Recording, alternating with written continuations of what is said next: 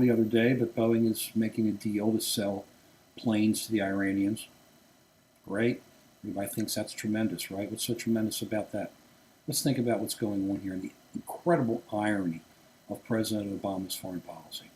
President Obama is a big believer in government control of everything. He pumps out executive orders. He tries to move things through. He gets slapped down by the Supreme Court. He complains about it, and then he just keeps on doing what he wants to do.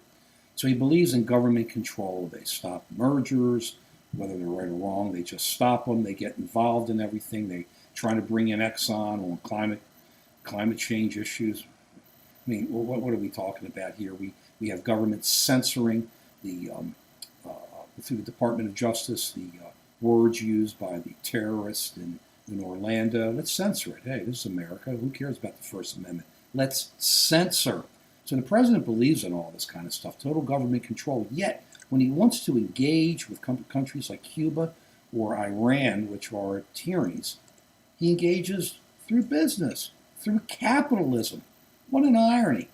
Doesn't seem to want capitalism to really happen here. He talks big time on capitalism, but it's still more control from the top, absolute complete control from the top. Yet he thinks the way to make things happen is to take our capitalism ideas and send them to Cuba and Iran, and that's going to turn it over. That's going to make them democratic, right? No. It's just a dumb approach. I'm sorry, President Obama. You're a smart man, you care, and you got a good heart, and you're a good American, but this is almost as dumb as your foreign policy. It's horrible. Think about it.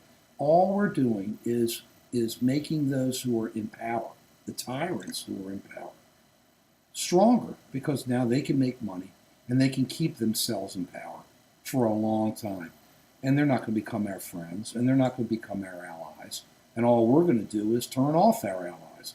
So as this nativism thing just starts sweeping the world, or continues sweeping the world, and we all withdraw from one another and think that the only people who get it right are ourselves, we're going to be empowering tyrannies. And they are tyrannies in Cuba and in Iran. There's no getting away from it. We are empowering tyrannies to get stronger through capitalism. It really works. It doesn't work. It's an irony, but it's a sad irony. And to watch this happen, is to see this go, and President Obama's just trying to push all this through tighter and tighter, faster and faster, before he leaves office. It's just going to leave us hamstrung. You know, our biggest complaint has been here for years, the foreign policy problem. Well, this is all part of the foreign policy in its way. It's not foreign policy, but it's all part of the foreign policy. And all it's doing is encouraging our adversaries to keep doing what they want to do, and our allies to leave us and to say, bye-bye, I don't have to listen to America or care about America's position any longer. And whether or not the nativists want to believe that our position is good, our position is generally moral, our position also has to look out for ourselves, and that's not looking out for ourselves. All we're doing is helping tyrants get stronger and hurt their own people. Thank you, President Obama.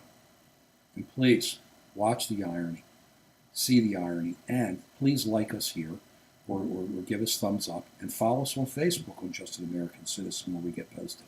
And please like us there, because we are really having a good time with this. Things are changing. They're just happening. We're going to keep on rocking. Peace.